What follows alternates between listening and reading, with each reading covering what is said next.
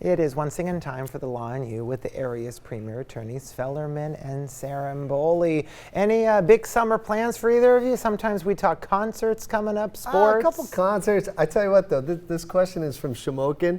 One of our favorite in-person client meetings ever was in Shamokin, where 3 cats were jumped on my head in the client's house.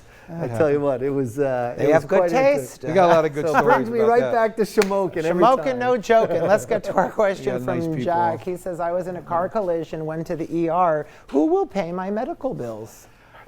So that is a great question. And so first and foremost, your medical, this is obviously your injuries, but so your medical bills in the state of Pennsylvania first go to your own automobile insurance. Pennsylvania is a no-fault state for first-party medical benefits up to the extent of however much you have on your particular policy.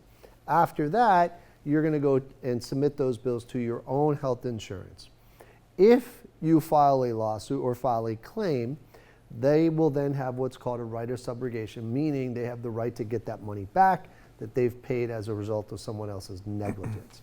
So your question is a very interesting question, and I mean, it really does go in a number of parts as to who is going to pay for those medical bills and then what you're ultimately going to be able to do with them. Yeah, and what happens is the medical bills, when you have these auto cases, they do become significant.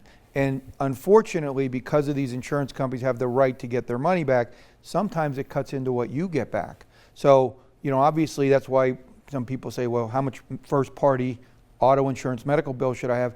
You should have a decent amount because everybody knows how expensive it is. Very complicated. Give us a call. We can answer those questions for you anytime. Visit the website or there's that number right there on your screen.